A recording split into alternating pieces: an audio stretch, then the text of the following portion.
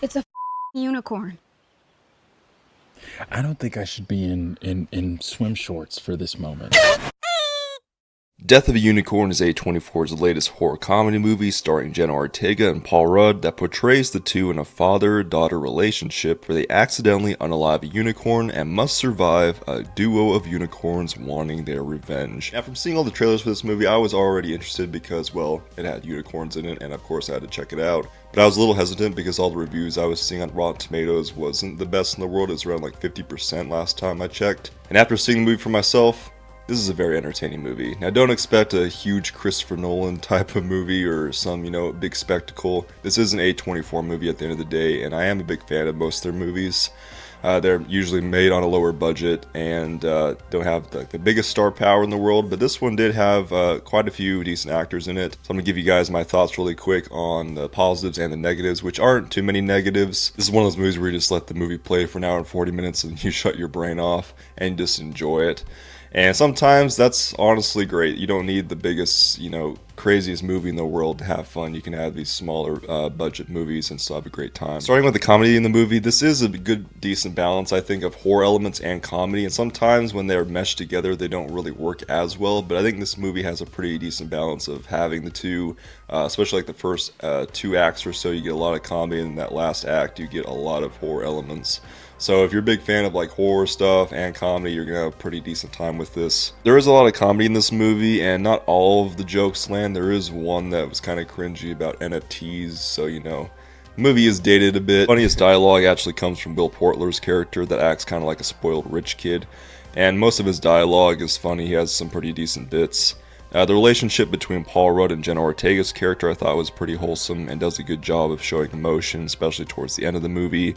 There's also this butler character played by Anthony Carrigan that was pretty funny as well. By having unicorn in the title, there's not a lot of unicorns in this movie.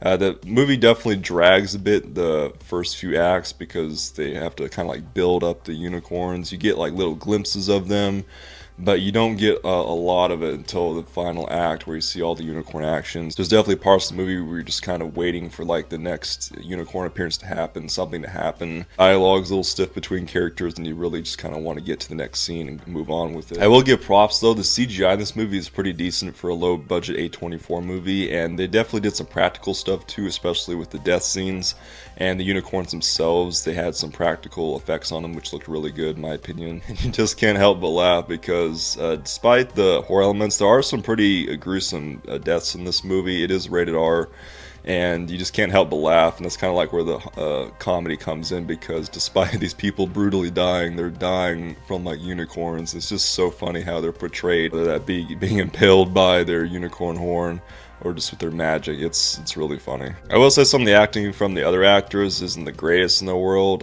They're kind of forgettable. Besides Will Portler's character and the 2 main leads, Jenna Ortega and Paul Rudd, which I think did a pretty decent job with the script they were given. They kind of just play themselves like in other movies. If you've seen Ant-Man, he pretty much just plays Ant-Man. And Jenna Ortega plays the angsty teen, which we kind of already seen in a lot of projects, but if it's not broke, don't fix it. And that's really all I have to say about this movie. There's not a lot, but I did want to make a quick little video of my thoughts on this because I thought it was really funny to see a unicorn movie come out in the modern day with a kind of a fun twist on it, with a horror vibe.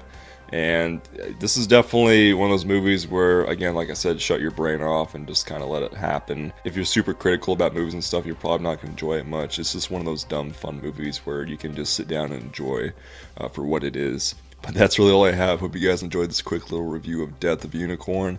Let me know if you guys are going to see this. I highly recommend checking it out if you're really bored and just need something to do, or just at all interested in a unicorn movie, or just want to support A24 and their movies as well. I highly recommend checking it out. Let me know if you guys are going to check it out, or if you've already seen it and what your thoughts are on the movie. Just leave me a comment down below.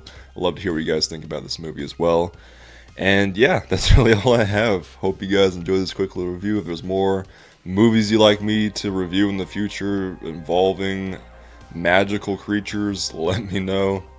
And yeah, I hope you guys enjoyed. My name's been BlueBolt, and I'll catch y'all in the next one.